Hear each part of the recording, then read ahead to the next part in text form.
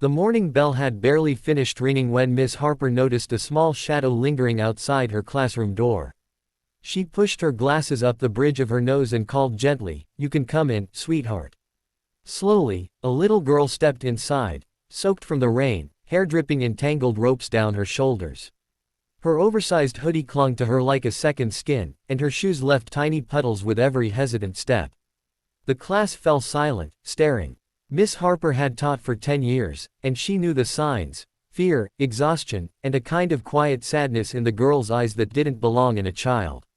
"What's your name, dear?" she asked softly. The girl swallowed. Lily Norris." Miss Harper smiled warmly. "Welcome, Lily. Take a seat wherever you like." But as Lily sat down, her wet hair slid across her face, hiding nearly everything except her trembling chin. She pushed it back, but the long strands fell forward again and again. The other children whispered, "Why doesn't she brush it? It's covering her eyes. She can't even see the board." Miss Harper approached Lily, crouching to meet her eye level. "Sweetheart, can I help you with your hair? Just a little trim so you can see." Lily's eyes widened with uncertainty.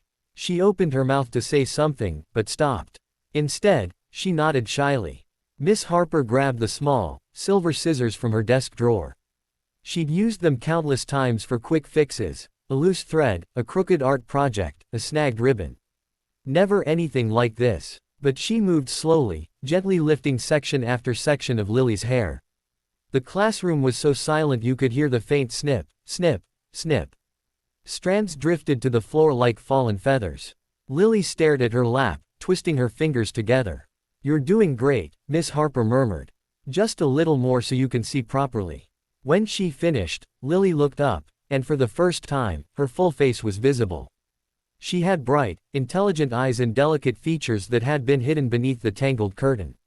The children gasped, not in mockery, but in surprise at how different she looked. Even Lily blinked in confusion, touching the ends of her newly freed hair. "You look lovely," Miss Harper said with a smile. A few students clapped. Lily's cheeks turned pink. For the first time since entering the school, she looked a little less afraid. But as Miss Harper swept the hair into a small pile, a knot formed in her stomach. Something about the girl's last name, Norris, tugged at her memory. She brushed it off, placing a reassuring hand on Lily's shoulder. What she didn't know was that this simple act, a quick haircut on a rainy morning, would soon turn the entire school upside down. The whispers began spreading through the hallways long before lunchtime. Students rushed from class to class, carrying the tale like wildfire. "Did you hear? Miss Harper cut a new girl's hair. Not just any girl, her last name is Norris. Do you think, could it be him?" Teachers tried to maintain order, but rumors moved faster than discipline ever could. Even the janitor paused with his mop mid-swipe as two boys dashed by shouting, "Chuck Norris's daughter is in room 3. By noon, the entire school hummed with nervous excitement. Miss Harper, however, remained oblivious for a while. She focused on Lily, helping her with reading assignments and praising every answer she bravely offered. The girl seemed lighter, less withdrawn, and Miss Harper felt she had done something right. That feeling didn't last long. When the lunch bell rang, the principal stormed into the classroom. Mr. Gray was a towering man who usually carried himself with military precision, but today his face was pale like chalk. He cleared his throat. "Miss Harper, may I speak with you?" She nodded and stepped into the hallway. The second she closed the classroom door, the principal leaned closer, almost whispering in panic. "Is it true? Did you cut Lily Norris's hair?" "Yes," Miss Harper replied, confused. It was in her eyes. She couldn't see the board. The principal pressed his trembling hands together. "Miss Harper, did she tell you who her father is?" Before she could answer, a loud gasp echoed down the hallway. A small group of office assistants stood frozen, staring at the front entrance. Footsteps approached, slow, steady, impossible to ignore. Miss Harper felt her heart skip. The hallway seemed to stretch endlessly as a broad silhouette stepped inside. Students peered around corners, teachers peeked from behind doors, and the school security guard straightened as though preparing for an earthquake. The man who entered walked with the calm confidence of someone who never needed to raise his voice to be heard. His boots echoed across the polished floor. Chuck Norris had arrived. Miss Harper's breath caught. The principal muttered, "Oh dear Lord, we're finished." Chuck's eyes scanned the hallway, not angry, not rushed, but focused. His presence alone made lockers feel like they shrunk against the wall. Miss Harper swallowed hard. Part of her wanted to run, but her legs refused to move. He approached the principal first. "I'm here for my daughter," he said in a voice so calm it was almost scarier than shouting. "Mr. Gray nearly saluted. "Why yes, of course. She's in room 3, sir. Right this way." But Chuck didn't follow him. Instead, he turned to Miss Harper. "You're her teacher." Miss Harper felt heat rise to her cheeks. "Yes. I'm very sorry if I." He raised a hand. She fell silent immediately. "I heard you trimmed her hair." The hallway became silent enough to hear a pencil drop 2 classrooms away. Miss Harper nodded slowly, bracing herself for a verbal hurricane. Chuck stared at her for a long, unreadable moment. Then the corners of his mouth turned into the smallest, most unexpected smile. "Good," he said. She finally needed it. Everyone exhaled so loudly it sounded like a wind tunnel. But the moment wasn't over. Chuck stepped even closer, his expression suddenly serious again.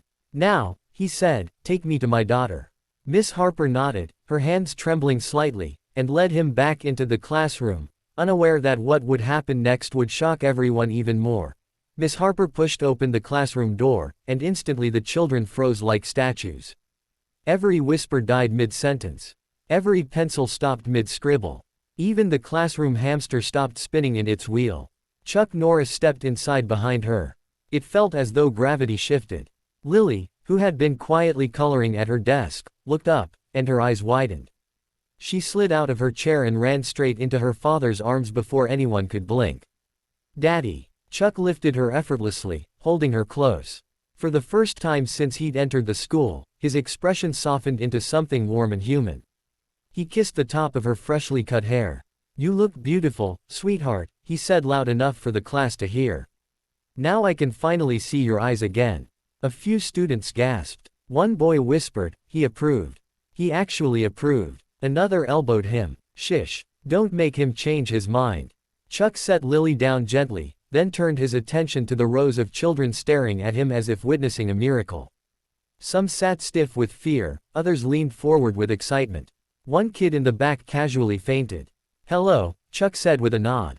Half the class squeaked, "Hello," while the other half said nothing because they had forgotten how to speak. Chuck glanced around, taking in the details of the room. The posters about kindness, the chalkboard covered in math problems, the messy stack of crayons on Lily's desk. Then his gaze moved to the small pile of hair Miss Harper had swept neatly into a corner. He crouched to Lily's level again. "Did you like your haircut?" Lily nodded shyly. "Miss Harper made me look normal." Chuck frowned slightly, not in anger, but in concern. "You were always amazing. Never forget that." He tapped her nose gently. "But I agree, now your inner hero has a clear view." The class giggled. Some sighed in relief. Then Chuck stood back up. Taller. Broader. The room seemed even smaller around him. He looked directly at Miss Harper. "You made the right call." Miss Harper's knees felt weak. She wasn't sure if she was breathing correctly. I'm so glad," she managed to whisper. "She's a wonderful child." Chuck nodded. "I can see that. You helped her today. You helped her feel seen." His words carried weight, the kind that sank into a person's soul. The class watched with wide eyes, realizing their teacher wasn't in trouble. She was being praised by one of the most legendary men on earth. Then, without warning, Chuck turned to the students. "Do you know why having your face uncovered matters?" he asked. No one dared to answer. Chuck pointed at Lily. When her hair was covering her eyes, she walked with her head down. She couldn't see the world. And the world couldn't see her. He stepped toward the chalkboard and picked up a piece of chalk. The chalk snapped in half instantly, because of course it did, and the students gasped. "Confidence," he continued, "starts with letting people see who you really are. And being brave enough not to hide." The class sat in absolute silence, absorbing every word. Miss Harper watched him, amazed. She had expected anger, maybe even confrontation, but instead Chuck Norris was giving her class a motivational lesson. One she herself could never have taught with such impact. He put a gentle hand on Lily's shoulder. "She's strong," he said. But today she was scared to come in here with her hair a mess and her heart unsure. You gave her a moment of courage. Miss Harper blinked rapidly, deeply moved. The classroom door suddenly opened again, and the principal peeked inside, sweating profusely. "All okay in here?" he whispered. Chuck looked at him. "Mr. Gray gulped. "I'll just go stand somewhere else."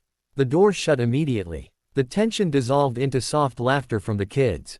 Chuck looked around once more. "You're all lucky," he said. "You have a teacher who cares more about helping you than about being afraid." Miss Harper felt a lump rise in her throat.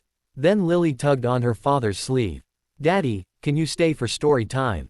Chuck raised an eyebrow. "Depends. What's the story?" "The Lion and the Clever Mouse," she replied.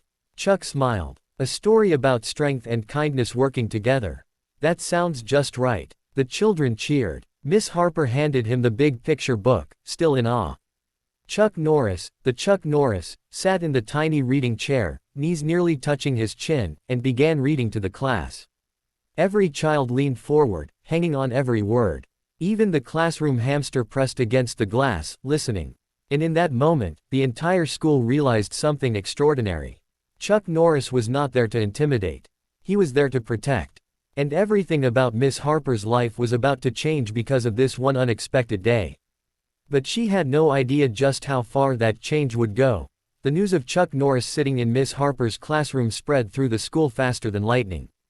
By the time story time ended, the hallway outside room 3 was packed, students pretending they accidentally got lost, teachers holding stacks of imaginary paperwork just to peek inside, and even the cafeteria ladies whispering from behind the serving carts. Miss Harper opened the door and nearly jumped back when she saw the crowd scatter like startled birds. Some teachers pretended to check bulletin boards. A few kids dropped to the floor and acted as if they were tying their shoes. One boy lay perfectly flat, trying to camouflage himself against the tiles. Chuck raised an eyebrow. "Seems your school is lively," he said. Miss Harper managed a timid laugh. "They're excited. You're kind of, well, a legend." Chuck smirked softly. "Legends don't trim knots out of their kids' hair. Teachers do." Her cheeks warmed. But the peaceful moment didn't last. The classroom intercom crackled before the principal's frantic voice blasted through. "Miss Harper, please, bring Mr. Norris to the auditorium. We, had to relocate the staff meeting." Miss Harper blinked. "They relocated it." Chuck nodded. "They're scared I'll roundhouse kick their coffee machine." Lily giggled. As Miss Harper led Chuck and Lily down the hallway, more eyes peeked from doorways. A cluster of older boys stood rigidly like toy soldiers. One whispered, "Don't look directly into his eyes." Another whispered back, "But what if he can read your mind?" Miss Harper bit the inside of her cheek to avoid laughing.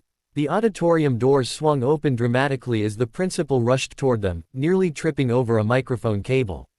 "Mr. Norris, thank you, welcome, please, right this way." Inside, the entire staff sat straight-backed in the metal chairs, so silent it felt like a library at midnight. The school counselor clutched her clipboard like a shield. The drama teacher literally had stage makeup smeared on his face from stress. Chuck scanned the room. Every adult tensed. Miss Harper held Lily's hand protectively, suddenly realizing all these people thought she was about to be reprimanded, or worse. She cleared her throat. "Everyone, it's fine. Mr. Norris isn't upset." No one moved. Chuck stepped forward. "Let me make something clear." A wave of panic rippled across the crowd. Miss Harper did nothing wrong. His voice echoed with calm power. "She helped my daughter. She treated her with respect. She noticed she needed something, and she acted." Miss Harper's breath caught. Some teachers exchanged surprised looks. Chuck continued, "If more adults cared about children the way she does, the world would be a much safer place." A few teachers blinked back tears. The principal practically collapsed with relief. That's wonderful to hear, sir. Truly wonderful." But Chuck wasn't finished. He placed a hand on Lily's shoulder. "My daughter was hiding behind her hair because she was afraid people wouldn't accept her." Miss Harper gave her the confidence to step forward. Miss Harper felt her eyes sting. Then Chuck turned to the entire staff. "If any of you think what she did was wrong," he paused, letting silence settle like heavy dust, "then you'll need to talk to me." Every head shook instantly. A wave of, "Nope. Absolutely not," spread across the chairs. Chuck smiled slightly. Thought so. Lily tugged Miss Harper's sleeve. Daddy said your haircut made me brave. Miss Harper knelt to hug her, and Lily wrapped her arms tightly around her neck. But just as the room began to relax, the gym doors burst open and a reporter slipped inside with a flashing camera. Is it true Chuck Norris attacked a teacher over a haircut? Chuck turned slowly. The reporter went pale and immediately lowered the camera. I mean, is it true he calmly discussed a haircut? Chuck stepped toward him, not threatening, just close enough that the reporter could feel the gravity of his presence. What's true, Chuck said evenly, is that my daughter was shown kindness by someone who didn't expect anything in return. Then he leaned closer, his voice dropping low. And if you twist that into something else, you and I will have a very educational conversation. The reporter nodded so fast he nearly sprained his neck. Miss Harper watched, stunned. She had expected a scolding, maybe a lecture in front of the staff, but instead Chuck Norris had defended her publicly, fiercely, and without hesitation. As he turned back to her, she saw something unexpected in his expression. Respect, admiration, and something else, something she couldn't name yet, but felt deeply. Gratitude. Thank you, he said softly, for seeing my daughter when she felt invisible. Miss Harper tried to answer, but emotion tightened her throat. All she could do was nod. Lily squeezed her hand lovingly. And though Miss Harper didn't know it yet, this moment, this alliance, this unexpected connection, would tie her to Chuck and Lily far beyond a single school day. Because her life was about to change in ways she never could have imagined.